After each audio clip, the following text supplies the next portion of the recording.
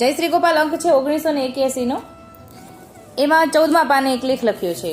એક નાનો એવો બે નાના એવા પ્રસંગ છે અને સાથે સાથે લેખ પણ છે, એ વાંચતા જઈએ છીએ.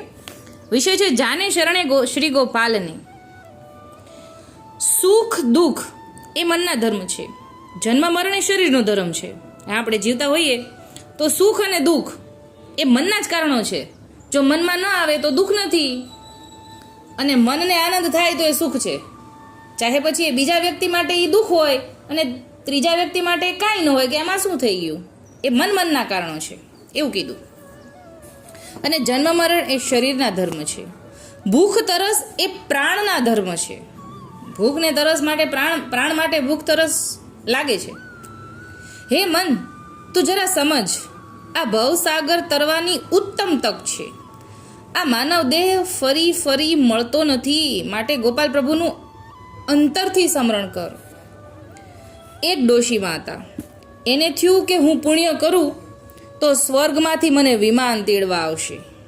પણ જીવ અભાગ્યો એવો હતો કે હૈયેથી કાંઈ છૂટે જ નહીં ને. એટલે દાન કરવું કેમ? હવે પુણ્ય કરવું છે તો દાન કરો તો પુણ્ય મળે ને, પણ મન જ મોટું નથી, એમને એમ થોડું દાન થાય મન મોટા વગર. એટલે દાન કરવું કેમ? પછી એણે ખાટી છાશનું દાન કર્યું અને વિમાનની વાટ જોઈને બેઠા કે મેં આ દાન તો કર્યું, કાંઈક દાન તો કર્યું, તો હમણાં વિમાન આવશે. આ ખાટી છાશની સામે મને વિમાન સ્વર્ગમાં લઈ જશે. પણ એમ કાંઈ વિમાન થોડું આવવાનું છે. આમ આત્માને છેતરીને મન કપટ કરે તો વિમાન ક્યાંથી આવે? વળી એટલું દાન ભક્તિ હોમ હવન કરવાથી કાંઈ ન વળે હો. પેલા મનને ધોઈને મેલ દૂર કરવાના છે, કાળજાનો કાટ ઉખાડવાનો છે. દર્દીને ડોક્ટર દવા આપે, પણ સાથે અમુક વસ્તુ ન ખાવા પીવાની સૂચના આપે જ છે. જો દર્દી કરી ન પાડે તો દવા એને લાગુ પડતી નથી અને એનો ખર્ચ વ્યર્થ જાય છે. તેમ મહાન ભગવદીઓ રૂપી વૈદ મનને સમજાવવા જ્ઞાન રૂપી દવા આપે, અને એ દવા સેવાને સમરણ હોંશે હોંશે લઈએ ને, તેમ છતાં અર્થ સરતો ન હોય. કારણ કે ભગવદીએ આપેલ દવા તો પીધી, પણ એણે કરી પાડવાનું કામ આપણે કરતા નથી. એટલે સેવા સમરણ કરીએ પણ એ દવા છે, પણ જે ખાવા પીવાનું બંધ કરવાનું કીધું હોય, દવા ચાલતી હોય કે દહીં છાશ નહીં ખાવાના, તળેલી તીખી વસ્તુ નહીં ખાવાની, આ દવા ચાલતી હોય ત્યારે, તો એવી રીતે નામ સમરણ ચાલતું હોય તો જે ખાવા પીવાની ના હોય, અણસમર્પિત અન્ન, તો એ સેવા સમરણનું ફળ મળે એમ કે છે. બંને વસ્તુ સાથે સાથે જોઈએ એમ કે છે. માટે આપણી દવા વ્યર્થ જાય. બેશુદ્ધ બનેલ દર્દી ખાવા ન આપીએ તો પાણી પીવે. અગર ડૉક્ટર કહે કે પાણી ન આપતા અન્ય પ્રવાહી આપવું, ત્યારે દર્દી ખાવા લાગે તો કાંઈ પાણીથી ભૂખ નહીં મટે, અન્ન ખાવાથી તૃષા નહીં છીપે. આ બધું પાગલપણું છોડીને મનને સમજાવશું ને તો જ ભવજળ પાર કરી શકશું. ખાટી છાશના દાનથી કાંઈ પાર થોડી થવાય.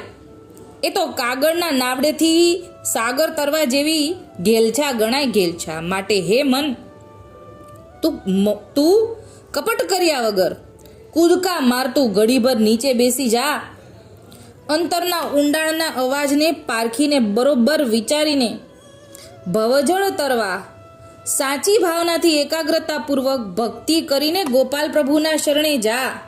તારા મંડળ રવિ ચંદ્રમા ને મેરુ ચક્રસી સુમાર, ત્રિભુવન પાલક શ્રી ગોપાલજી ને ગોલોકના જે છે આધાર. ત્રિભુવન પાલક શ્રી ગોપાલજી ને ગોલોકના જે છે આધાર. તારા મંડળ સૂર્ય ચંદ્ર વગેરે આપણને શિખામણ આપી રહ્યા છે કે અમારી આકૃતિ તો ચક્ર સમાન છે, ગોળ ગોળ ફરીએ છીએ, હંમેશા ગતિમાન રહીએ છીએ. એમ જીવનની ઘટમાળ પણ ચક્ર માફક ફર્યા કરે છે, ગોળ ગોળ ફર્યા કરે છે ને. એમાં કંઈક આવ્યા અને કંઈક ગયા. આ ઘટમાળમાં કંઈ જો સાથે લાવતું હોય ને તો માત્ર એનું પ્રારબ્ધ જ લાવે છે, એ સિવાય કોઈ કાંઈ સાથે લાવતું નથી અને લઈ જતું નથી. અને જે કોઈ જાય છે એ સાથે લઈ જતા હોય ને તો સારા યા તો બુરા કર્મો જ લઈ જાય છે. આ ઘટમાળમાંથી જન્મ મરણમાંથી પર થવા માટે તું સ્વર્ગ, મૃત્યુ ને પાતાળ આ 3 લોકમાં મહેનત કરીશ, પણ આ 3 ભુવનપતિ એવા ગોપાલાલજી કે જેઓ અંતરમાં જ બેઠેલા છે એને જ્યાં સુધી નહીં ખોળીશ, નહીં ગોતીશ, ત્યાં સુધી મહેનત તો સાવ નકામી છે. એટલે સ્વર્ગ મૃત્યુને ગોતવાની ક્યાં જરૂર છે? ઠાકોરજી હૃદયમાં બિરાજે જ ભગવદીઓના, એમ કહે છે. તો ત્યાં જ જા, એમ સમજાવે છે. ત્રિભુવનના પતિ ગોપાલ પ્રભુ છે, એનું ધામ એ ગોલોક ધામ છે. ત્યાં ઇન્દ્રિયોનું બિલકુલ જોર જ ચાલતું નથી. દરેક સંચાલન માત્ર ગોપાલ પ્રભુ જ કરી રહ્યા છે. એવું ધામ તો ગોલોક આવા અખિલ રાસ વિહારી પ્રભુજીના જ બધું કામનું છે. માટે જીવન ચક્રની ફાંસીમાંથી છૂટવા, એટલે કે જન્મ મરણનાથી બંધનમાંથી છૂટવા પ્રભુ શ્રી ગોપાલ પ્રભુને શરણે જા. તો એક પ્રસંગ છે કે એક નગર હતું, તે બહુ સુંદર, વિશાળ પણ ઘરું. એના નાના મોટા 84 દરવાજા. એમાં ત્યાં રાજાએ એક મુખ્ય દરવાજો હતો, એ વ્યવસ્થિત બનાવ્યો હતો. બાકીના દરવાજાઓ સામાન્ય ગણાતા હતા. આવા સુંદર નગરના રાજા બહુ ભલા, ઉદાર દિલના, દયાળુ, આશરે આવેલા કદાપીને નિરાશ કરતા નહીં. એટલે શરણમાં આવે એને નિરાશ ન કરે. એક સમયની વાત છે, રાત્રિનો સમય છે.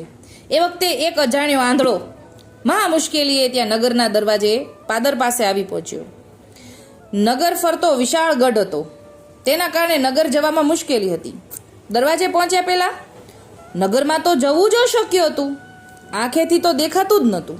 એથી ઊભો રહ્યો, વિચાર કરે છે કે કોઈ જો નીકળે ને તો પૂછું અને પૂછીને ગોતી લઉં.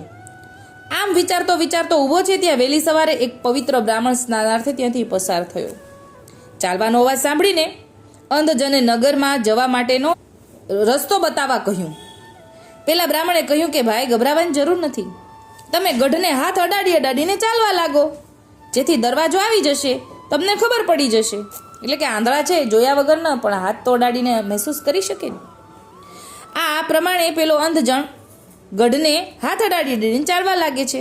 84 દરવાજામાં જે મુખ્ય દરવાજો હતો ને તે અત્યારે ખુલ્લો હશે.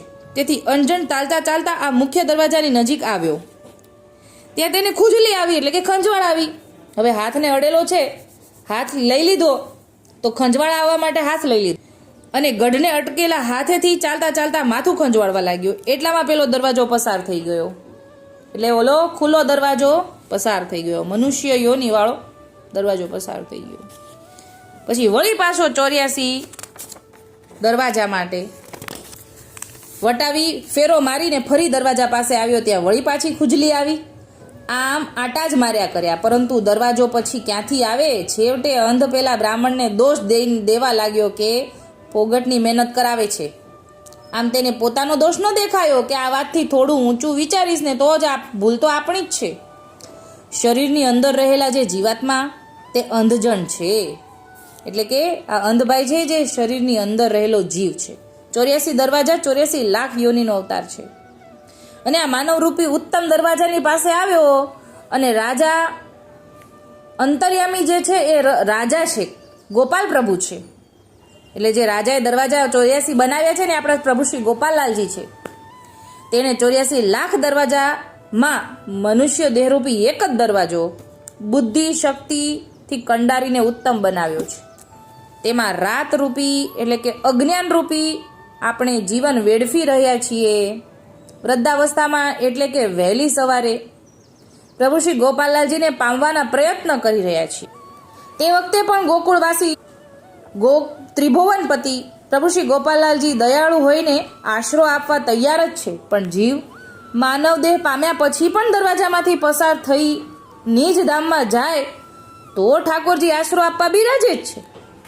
રસ્તો ન જડતા ફાફા મારે એ સમયે મહાન ભગવદીઓ દરવાજો તો બતાવે છે, પણ જીવ ઘડીભરે રસ્તો ચાલવા પણ લાગે, પણ પ્રભુ મિલનની પળ પહેલા જ દરવાજો ચૂકી જાય કે વિષય વાસના રૂપ ખુજલી આવે છે અને જીવ તેમાં ફસાઈ જાય છે.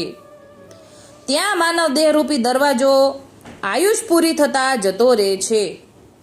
વળી 84નો ફેરો મહા મહેનતે જ્યાં આવે ત્યારે આવે. ત્યાં તો વળી વાસનાનો કીડો ચટકા ભરવા લાગે અને દરવાજો ચાલ્યો જાય. એમાં દરવાજો બતાવનાર ભગવદીનો શું દોષ છે?